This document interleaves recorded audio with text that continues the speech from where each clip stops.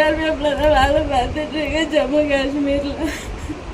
என் ஊர் பொண்ணு பக்கத்தில் நாராயணபுரம் கிராமம். எங்கள் வீட்டில் நானு, எங்கள் அப்பா, எங்கள் அண்ணன், எங்கள் அம்மா. எங்கள் அம்மா 24ஆம் தேதி சாயங்காலம் 3:30 மணிக்கு மாடு மேய்க்க போகும்போது யாரோ போட்டு உடச்சி மொத்த நகை எடுத்துகிட்டு போயிட்டேன். என் கல்யாணத்துக்காக சேர்த்து வச்ச நகை 5 மணி ரிட்டன் வந்து பார்க்கும்போது மொத்தம் போட்டு உடச்சிட்டு சாமான்லாம் எடுத்துகிட்டு போயிட்டாங்க நகை எல்லாத்தையும்.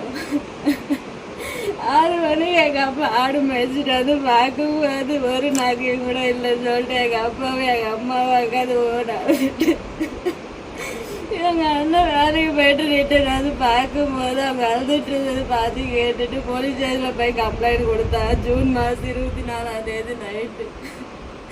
மறுநாள் 25ஆம் தேதி சிஎம் பந்தோபஸ்து சொல்லிட்டு யாரும் வந்து எதுவும் பண்ணவே இல்லை. 12:30 மணிக்கு தான் ஃபிங்கர் பிரிண்ட்டுக்காரங்கெல்லாம் வந்து ஃபிங்கர் பிரிண்ட் எடுத்துகிட்டு போனாங்க.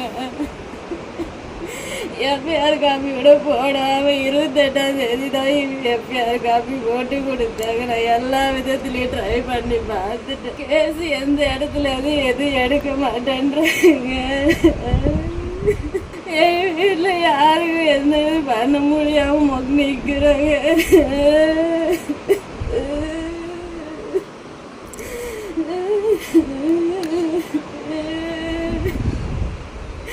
என் கல்யாணத்துக்காக சேர்த்து வச்ச மொத்தம் நாங்கள் 22 சவரன் நாக்கைய பட்டு போடவே காசு 50,000 எடுத்துட்டு போயிட்டாங்க.